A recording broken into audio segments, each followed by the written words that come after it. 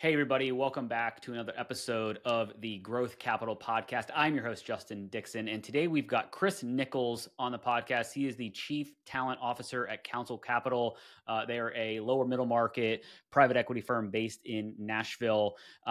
This is going to be a little bit heavy on the talent side because he focuses on strategic talent initiatives within the portfolio companies, doing a lot of performance reviews of talent, making sure that they have the right people in the right seats at the executive level, but also at different levels throughout the organizations. So we dig deep into kind of what he's doing from a private equity standpoint in order to ensure that the businesses that they acquire are set up for success in the long run. So pretty interesting episode. We'll talk a lot about talent. So let's get Chris on the pod. Interested in hearing conversations with private equity leaders, CEOs of private equity-backed companies, and startup entrepreneurs where they share their stories about their career journeys, starting, investing in, and scaling successful businesses, and the important role that having the right talent plays in building a successful business, then you are in the right place. Welcome back to another episode of the Growth Capital Podcast. Here's your host, Justin Dixon.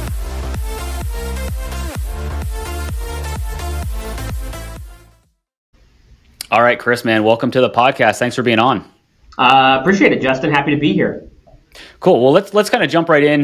Give everybody that's listening a little bit of an overview of kind of who you are, where you are, and what you're up to right now.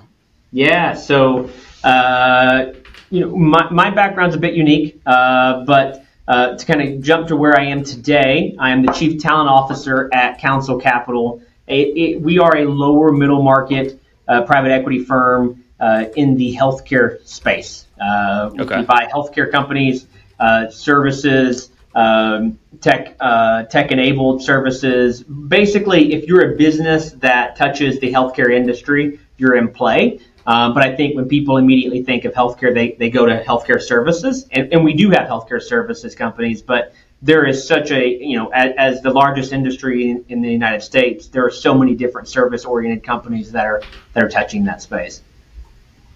Got it. And so as the Chief Talent Officer, what does that mean as it relates to Counsel Capital? What are some of your remits or day-to-day kind of operational focus?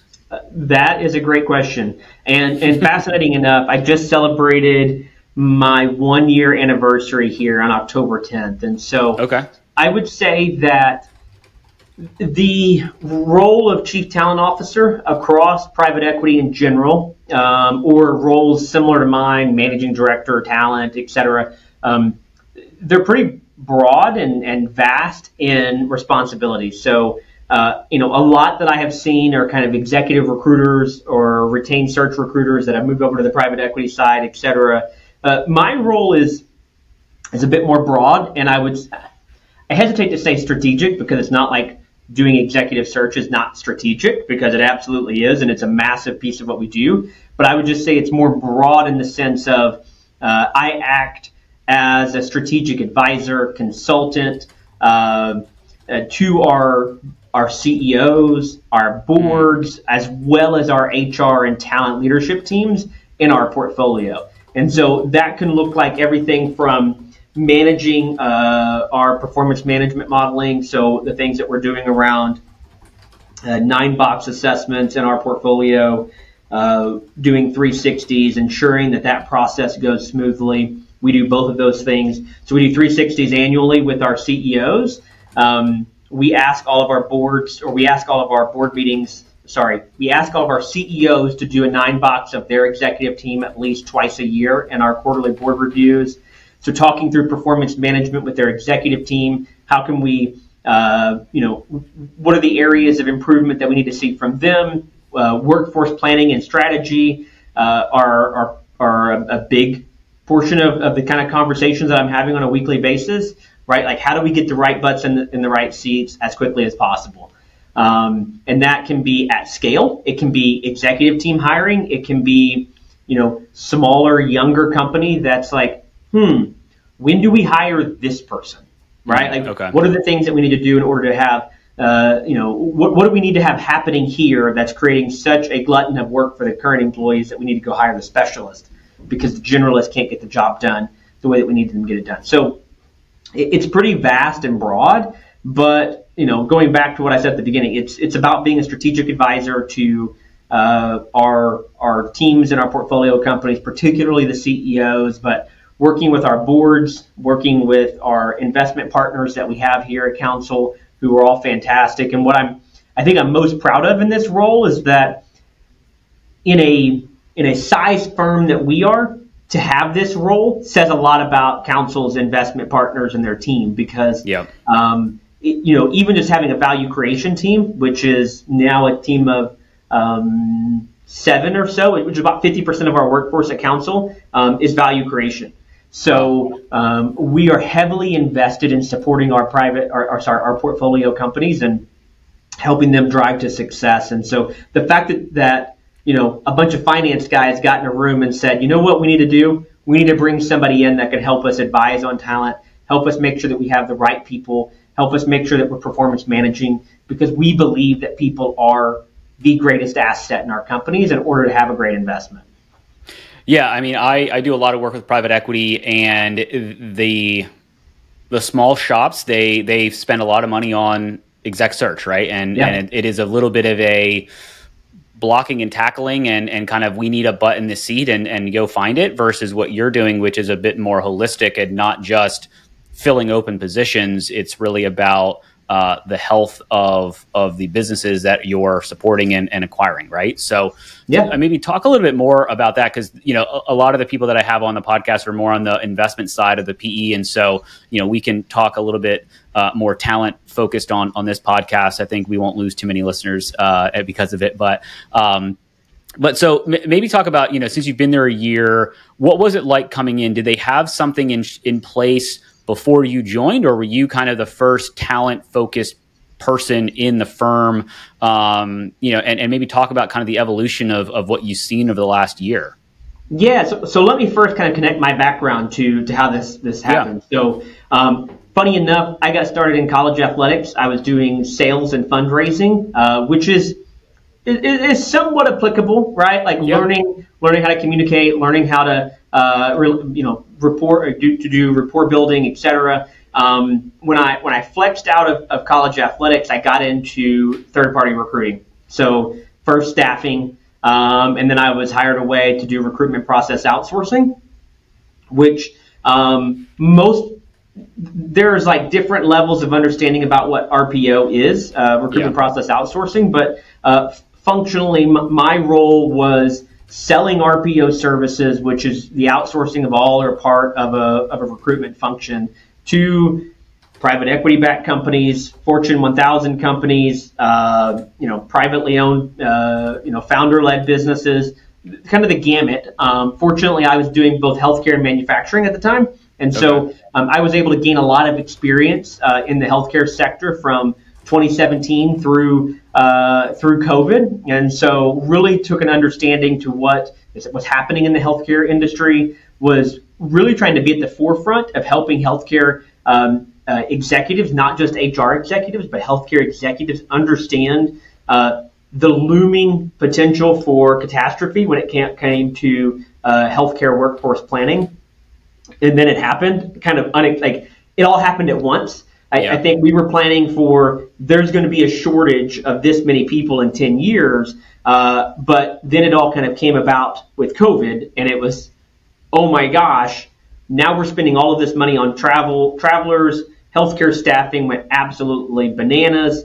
Yep. The company that I was at was acquired by another organization that allowed me to get experience in the recruitment technology space, allowed me to get experience in integrating the acquisitions that company was doing. And that really was able to allow me to translate the experiences of both doing recruitment outsourcing, systems and company integrations, and using that as a catalyst for my connection to Counsel Capital. And so what I think they saw in me was kind of the non-traditional background of understanding sales, understanding marketing, understanding business operations, and not being from a traditional recruiting background, a traditional HR background. I've never been a recruiter. I've been a sales guy before, so I understand what it's like to pick up the phone and make phone calls and have a list and have a quota, et cetera. But as far as sitting in a desk every day and being a recruiter, that's never been my full-time job.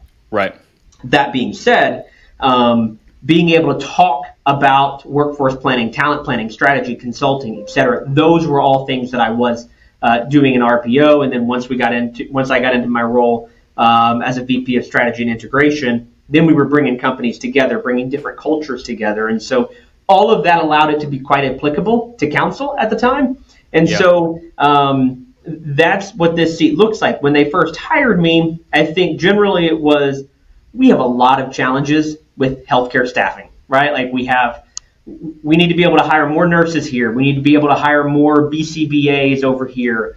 Like, what can we do to help with that? And so I come in, the first thing I did was created a playbook. We call it a talent health check. It's funny that you mentioned the word health earlier, and I was like, boom, okay, we can bring that in. But created a talent health check where I was able to evaluate each of our companies.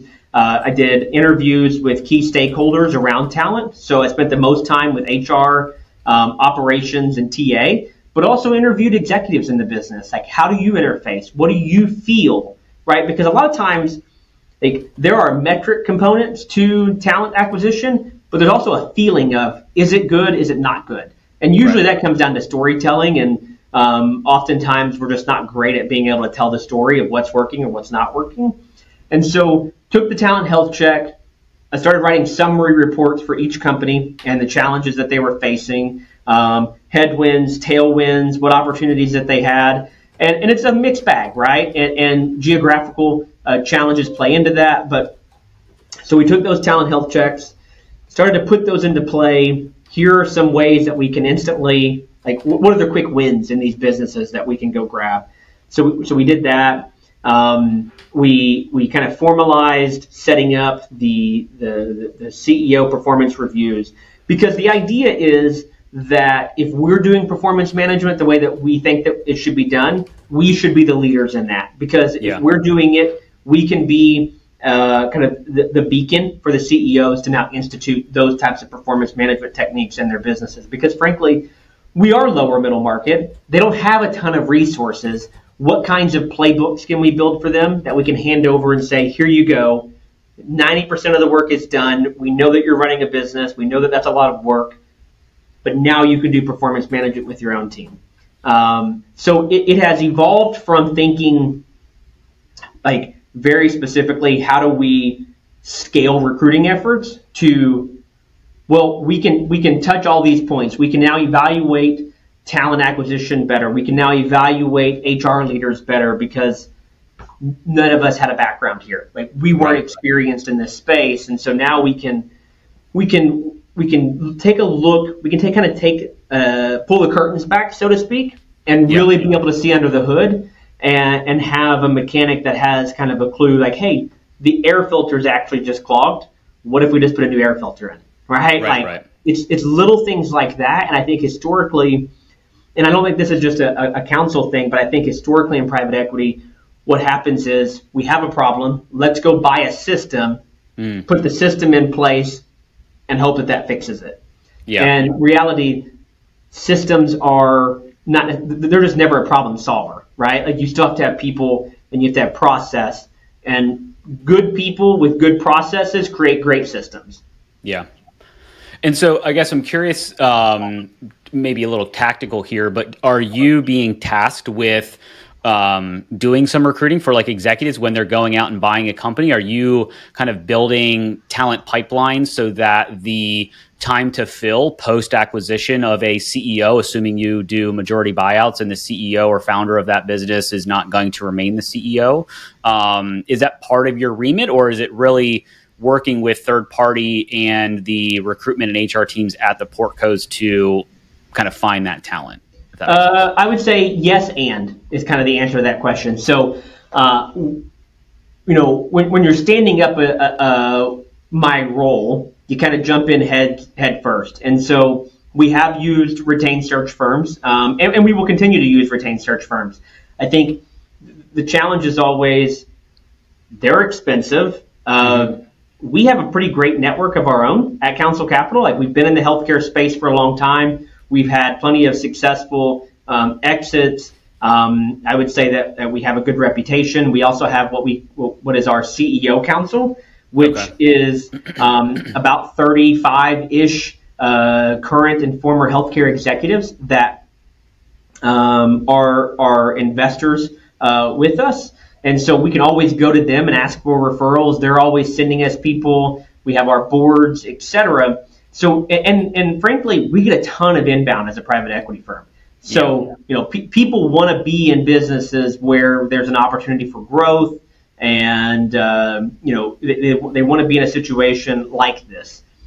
The problem oftentimes is that what do we do with all those candidates? How do we talk to them? When do we engage them, etc. And so, one of the things that we are trying to install is more process around like CRM management. How do we deal with that inbound flow? Because in June, it's like great finance guy comes to me and says, I'm looking for something as an opportunity. I'm not looking to make a jump right now. I'm a passive candidate. How do we make sure that when October rolls around, we remember that particular candidate, right? And so, we're doing a lot of work to help us build our pipelines. We have worked with retained search firms.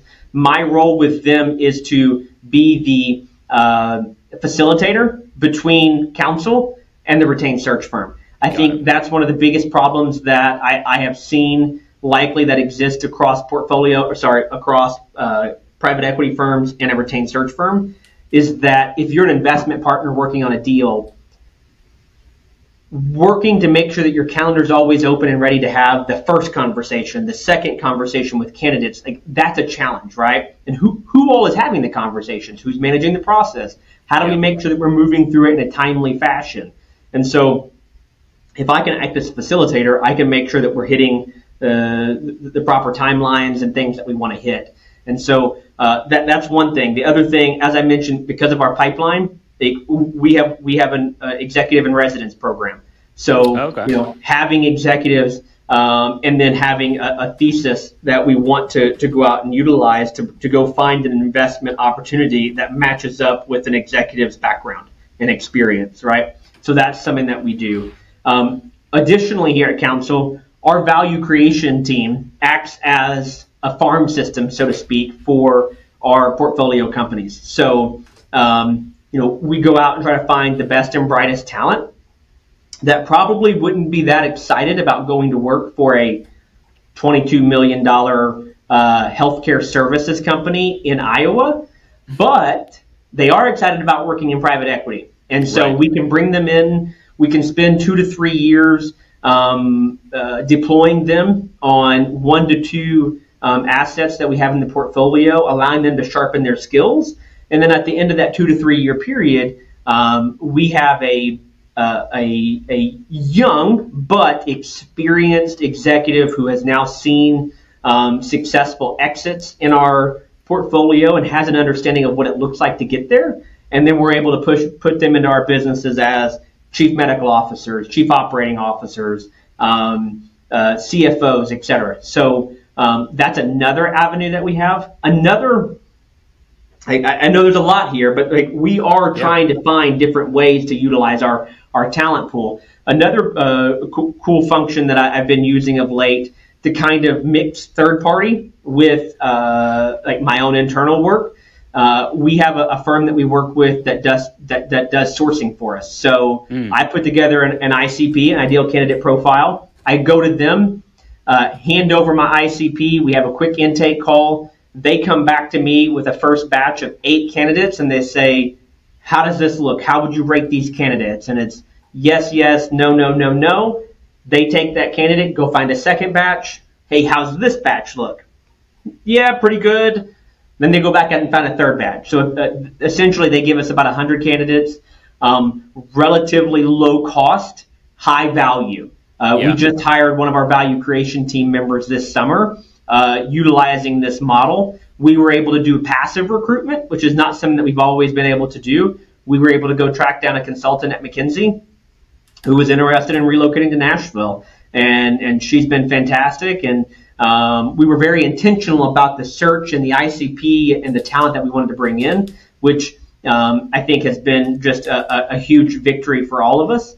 And then one last piece, right, is multi-tour exec, so to speak. So you came through our portfolio, you were successful as an executive, great. We've got a new asset that we'd love to put you into, right? We know how you know what our expectations are. We know what you're capable of.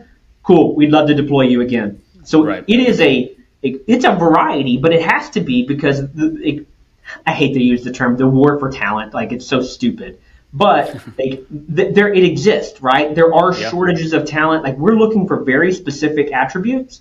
And one of the things that I always think about when I read the Steve Jobs book, which was go after the cream of the cream, because a small team of A players can run circles around a giant team of B and C players, right? Yeah. And so we're really trying to hone in on our interview process as well to ensure that we're getting the right people. It sounds like you're not very busy with all these programs and things that you're running. It's very interesting. And I'm curious just about like the healthcare space. Private equity is obviously, you're well aware because you're in a private equity firm. They are, gobbling up, healthcare services businesses left and right. Maybe talk a little bit about maybe the criteria that you look for from a Counsel Capital like portco. Like what is your typical like buy box look like for portcos? The type of companies that we're looking to buy? Is that what right. Yeah. So we're typically looking for founder-led businesses. Typically, our ICPs range, and you can look at our portfolio and see they're kind of all over the place. But like typically, we're looking for healthcare company that has somewhere probably south of 25 million in top line revenue. But founder-led. Typically, founder is has built a strong business, but maybe they're looking for a nice retirement nest egg, or maybe they are a tactical specialist, such as a physician or a clinician of some sort, and they're looking for the support to be able to grow that business. And they're acting as the CEO, not all that similar to tech companies with a CTO as the CEO, acting in that function as a founder, right? And so it's like, how do we bring in and professionalize the executive team?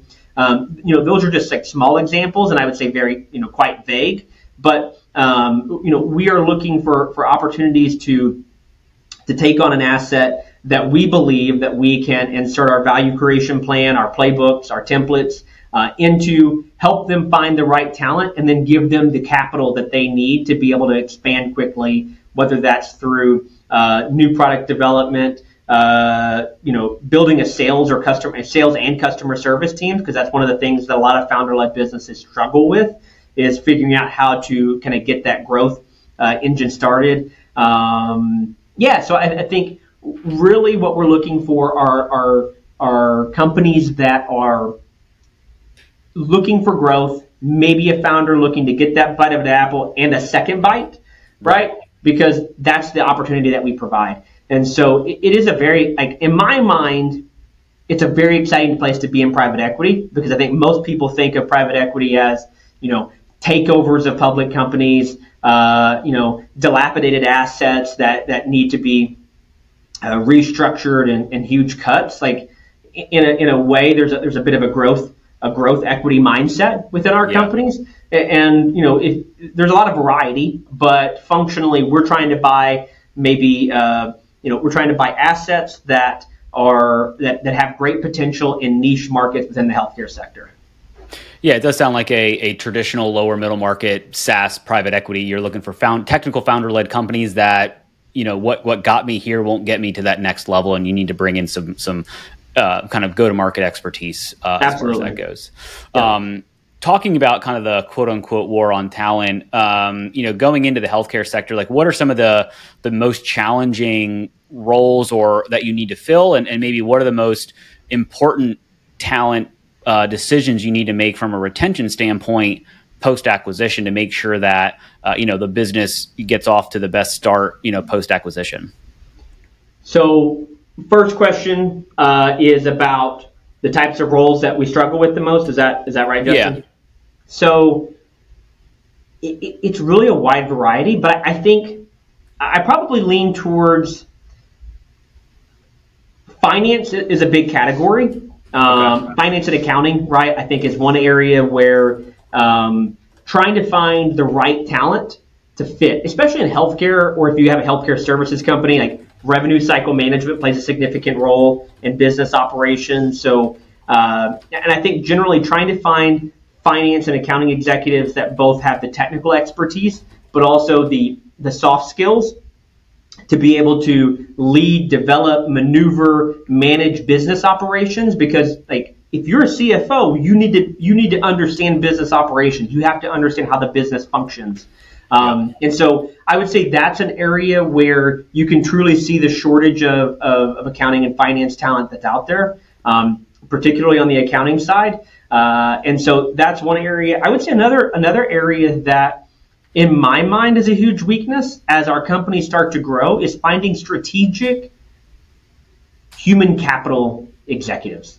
Frankly, it's really difficult to find someone with a growth mindset but also understands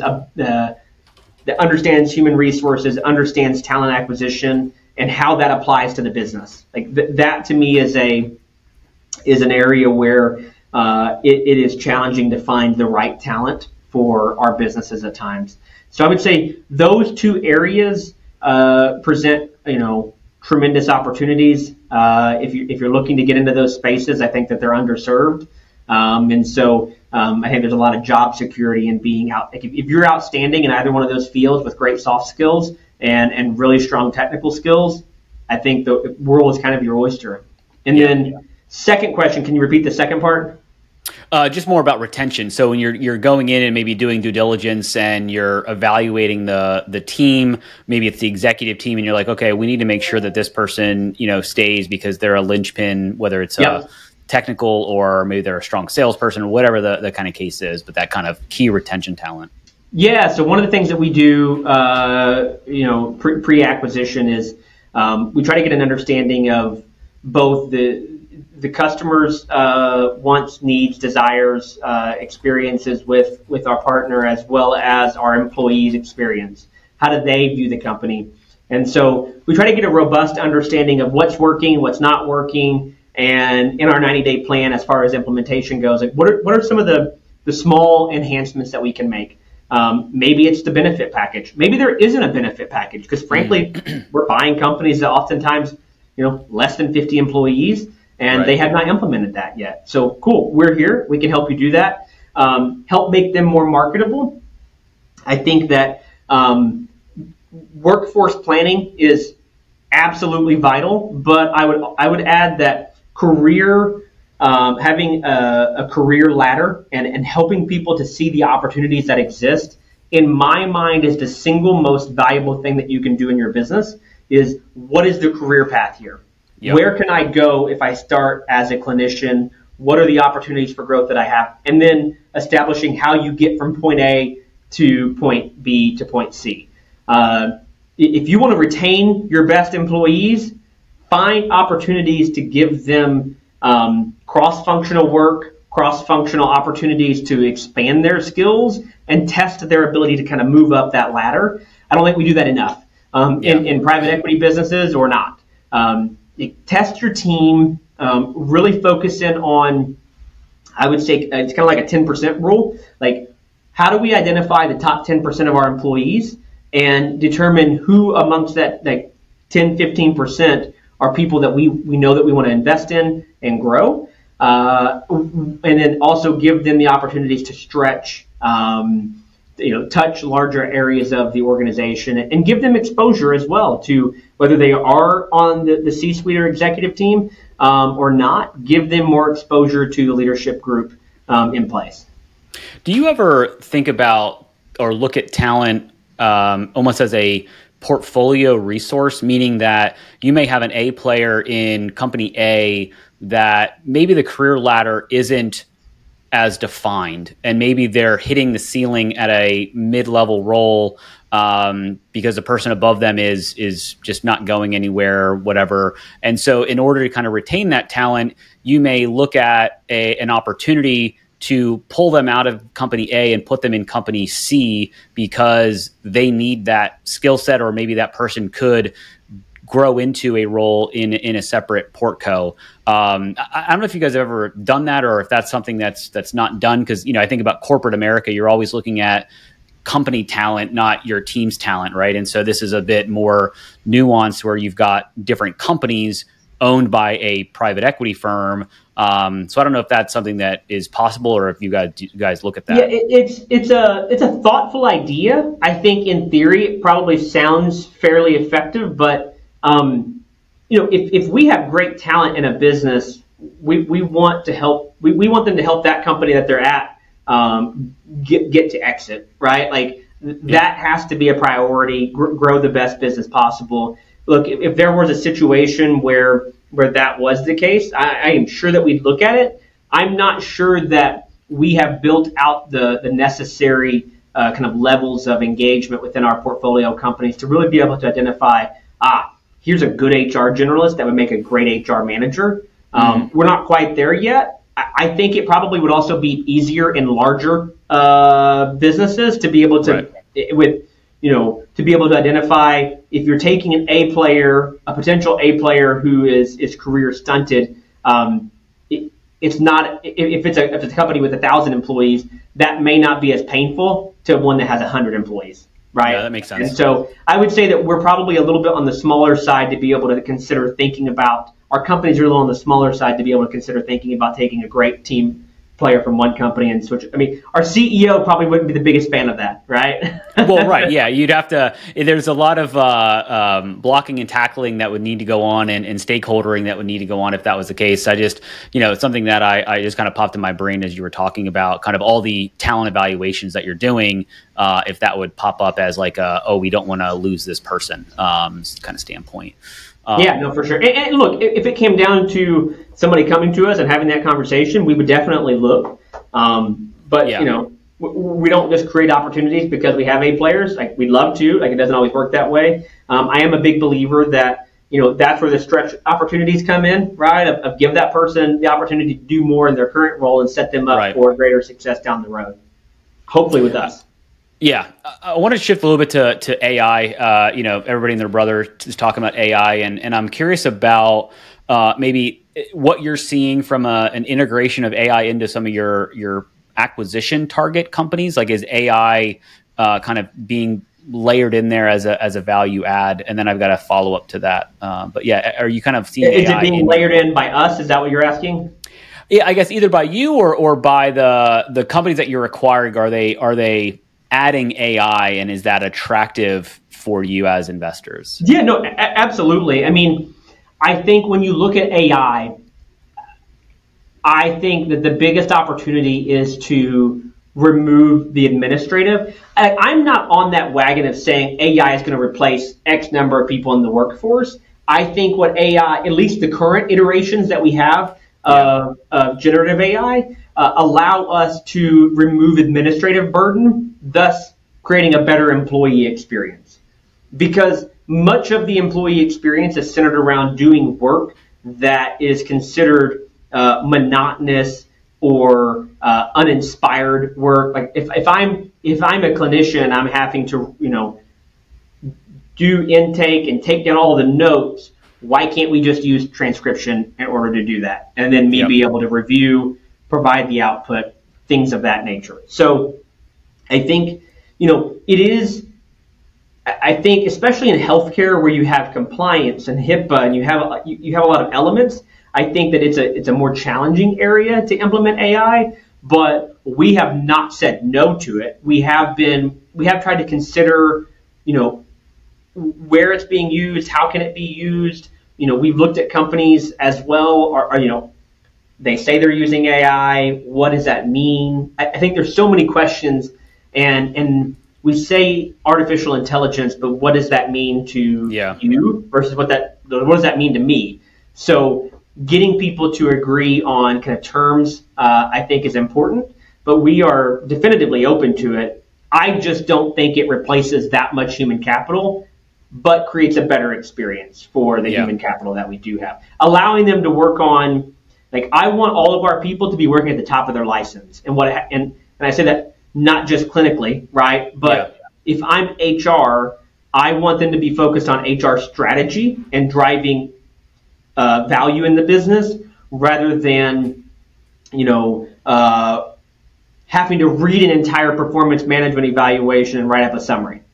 Yeah. When I can just throw that into a transcription service, and if I'm good at writing, my prompt gives me back what I need within. Well, that's the biggest challenge is the prompt. I think whoever can master the prompting is going to win on the AI. I would say that most people are just bad at it, right? They don't even know. Like, it's like, oh, here's AI. Well, how do you? They don't know how to prompt. And so I think for listeners, I would encourage you to go do some prompt analyzation, right? Like, go Google how to write better prompts.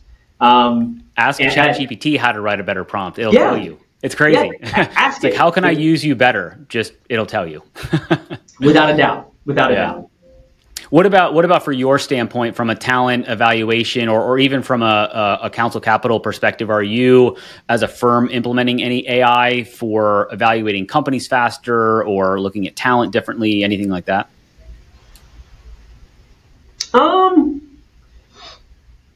Not clearly. Look, I use ChatGPT on a probably every other day basis. Whether it's helping me to put together thoughts, here's a simple way of using AI. I use when we use Zoom meetings, I use their transcription and summary information on all of my meetings. Yeah. So that way I can go back and look at my notes anytime I want to and get a quick summary. I can edit it if I want to, but it's there. I don't have to spend I'll take notes using OneNote in a meeting, but I don't have to spend if I'm like, I missed that.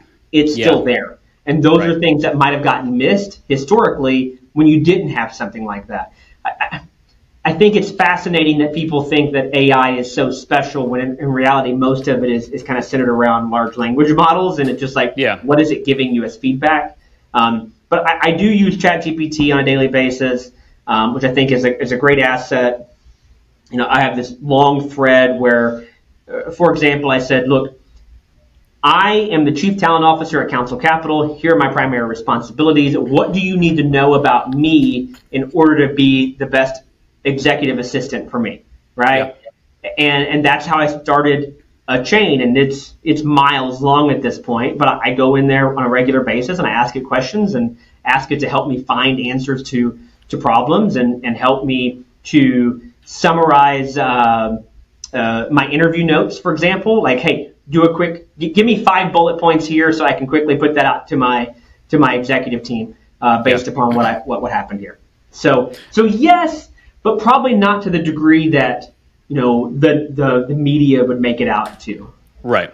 Yeah. No. It's a good thought partner. I use it more as an executive thought partner, kind of similar to what you're kind of thinking about as well. You've been in the role for about a year. I guess if we jumped on the podcast and did another recording 12 months from now, where do you think your role will have evolved? And then maybe a little commentary on the overall kind of healthcare private equity market, over the next 12 months. But I certainly think the healthcare private equity market is going in a positive direction. I think COVID wreaked havoc, not just on markets, but the ability to do valuations, right? Like, it was so difficult for a 3-year period to say, well, what is real here, right? Because some companies floundered during COVID because they couldn't do business, even if you were a healthcare company, whereas some businesses soared.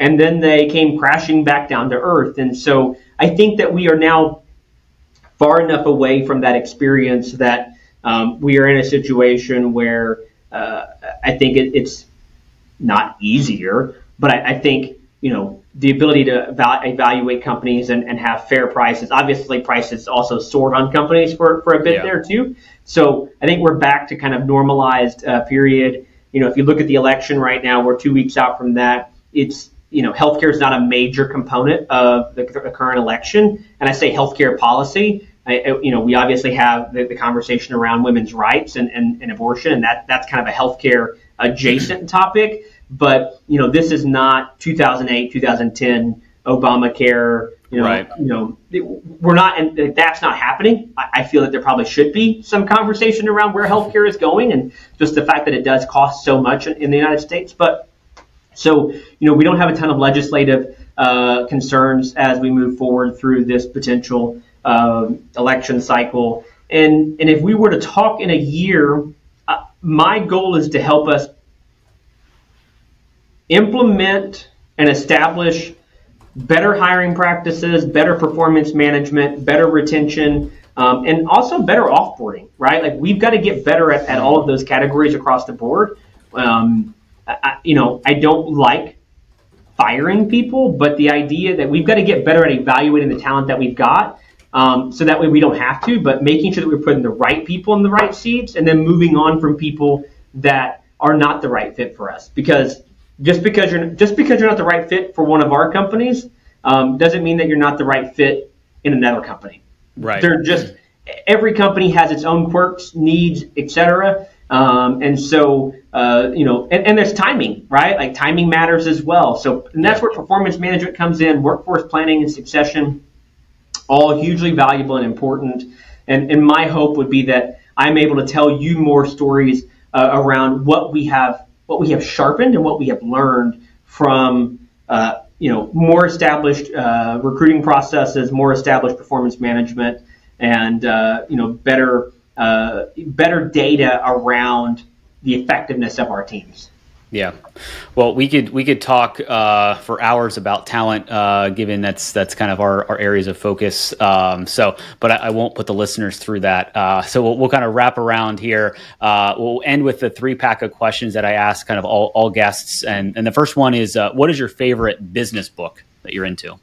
So there's a lot. If you could see my desk, I've got a whole stack of books here. At home, I've got 2 different stacks of books, but when I speak at HR conferences, for the longest time, I recommended a book called People Over Profit by Dale. I'm blanking on his last name right now, but People Over Profit, great book that I think impacted me substantially early in my career. A book that I read, I don't know, probably 3, 4, or 5 years ago is called The Advantage by Patrick Lencioni. I'm a big fan of Patrick. Normally he uses fables to tell stories. I've got 2 of his other books sitting here. Most people are familiar with 5 Dysfunctions of a Team. But this book actually doesn't use the kind of the fable mindset. But it is, the subtitle is Why Organizational Health Trumps Everything Else in Business. And it's really about ensuring that you have, how do you make sure that you have happy employees that want to see the business succeed? Like, in short, that's your summary. And how do you build that advantage? Yeah. Simply. No, I like it. I had somebody recently recommend a Patrick Lencioni book as well. I think it was the 5 Dysfunctions. So, and that was my first one, and it's a good book too. Great book. Got it. All right. Second question here. What is your favorite thing to do outside of work? Well, I spend a lot of time at youth sporting events, which I do enjoy. It does take up a lot of our weekends. I have 4 children, from 2 to 14. And so a lot of soccer fields, a lot of football fields. My oldest daughter's a cheerleader, basketball games. So I feel like we spend a lot of time doing that. But if I had to pick my favorite thing to do, it would be traveling with my wife, Haley, and getting the chance to get away and be able to spend time seeing new places, experiencing new things. Got it. Well, that may lead into the final question here. What is your favorite vacation spot? You really can't beat a tropical location. I think as far as like being able to relax and just hang out, it's hard to beat an all-inclusive resort somewhere in the Caribbean where they're feeding you drinks and you can just sit around and read books all day. Yeah, no, it sounds delightful. So, well, Chris, I really appreciate your time. If people are listening to this and are like, hey, I want to learn more about maybe some of the processes that you're putting in place, because maybe they struggle with talent acquisition or kind of internal talent performance management, what's the best way to get you? Yeah, no, look, connect with me on LinkedIn and send me a personalized message. I used to post a lot more than I do now. About talent and strategies, but that's usually the best way to first get in touch with me. You can kind of cut through the garbage of my email inbox where I have all kinds of things happening. So find me on LinkedIn, Chris Nichols, out of Greater Nashville, Tennessee area with Council Capital, and let me know that you listen to us with the Growth Capital podcast, and I'd be happy to chat. I have 3 core values: learn, help, and grow. And all 3 of those categories can be done by having a conversation with a new person. And so I welcome the opportunity to chat with anybody and anyone from any background, experience, industry, etc. Got it. I like that 3-word kind of mantra. It's kind of great. So Chris, man, thank you very much for being on the podcast. It was awesome to learn about your story. Yeah, no, I appreciate it, Justin. Looking forward to maybe doing this again sometime. We'll do it in 12 months, and we'll see if we'll have to listen to the part where you talk about the 12-month goals. So we'll see if you actually hit them. So thanks, man. All right, cool. Thank you. I hope you found at least one actionable insight from this episode of the Growth Capital Podcast, your one-stop shop for insights from private equity leaders, CEOs, and startup entrepreneurs on starting, investing in, and scaling successful businesses, as well as the role having the right talent plays in growing a successful business. It would be greatly appreciated if you would rate and review this podcast. And if you're watching on YouTube, please like and subscribe and drop us a comment so we can expand the audience of this podcast. Thank you for all your support, and don't forget about upcoming episodes dropping every Tuesday.